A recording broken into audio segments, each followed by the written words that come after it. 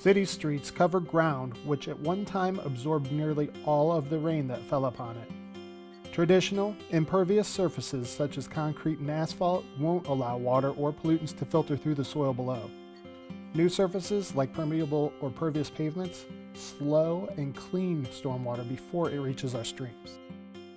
Chris Bachtel, Vice President of Collections and Facilities at the Morton Arboretum. Our mission is to collect and study trees from all over the world, display them in a beautiful landscape setting for people to enjoy and how they can grow in the outdoor environments of Chicago. Our first experience was Pervious Services was developing the Visitor Center large-scale development in 2004, and it's a 500-car parking lot with 13 bus parking, and we just couldn't imagine it being right with that being a black asphalt, heated, large space. So that's what really got us interested. The permeable surfaces were just coming into vogue at that time, and so we went in full stride with this one. Well, what we've done, the very first one was a large-scale parking lot, like I said, and it's kind of a standard. It was a Unilock brand brick that we've used. We put in a drainage profile, and it's just standard, follows a lot of the standard procedures. Because it was so new, we had to design the bioswales and the curb cuts as if the parking lot was asphalted, and it still could work as a drainage system.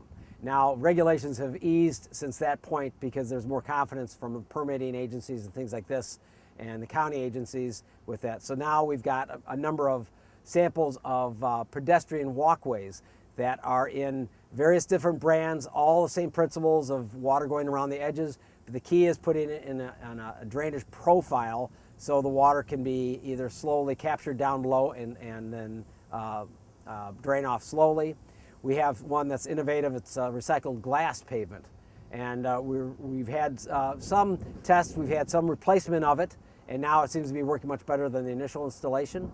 We have another one that's recycled granite from granite countertops. 30% of a slab is waste. This contractor, she breaks the scrap into 6x9 blocks. Then you put the shiny side, the buff side down so it's not slippery. Again, we put that in a drainage profile, and that's a very attractive one.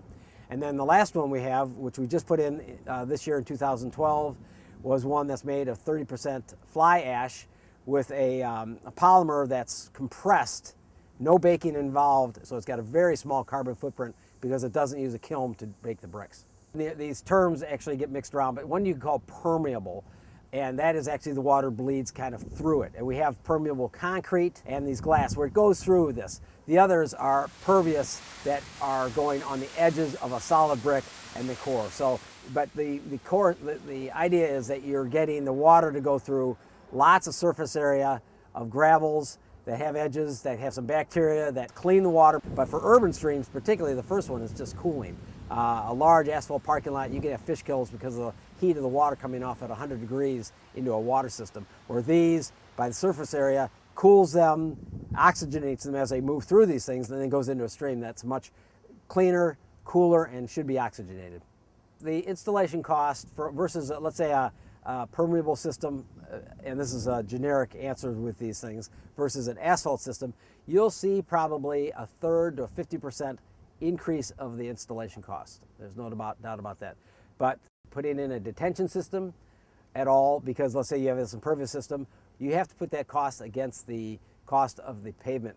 The other is, you're going to have to grind and reseal asphalt in 5 to 8 years. If it's built correctly, and that's the key, your maintenance costs are minimal through that. So it's really very key that you build a foundation so they're more sustainable and long lasting. There are some cases where you can actually, I have a permeable system at my home, and I've got, unique for our area, but I've got sandy soil. So you can break down into your base course, compacted like gravels, maybe bank-run gravel.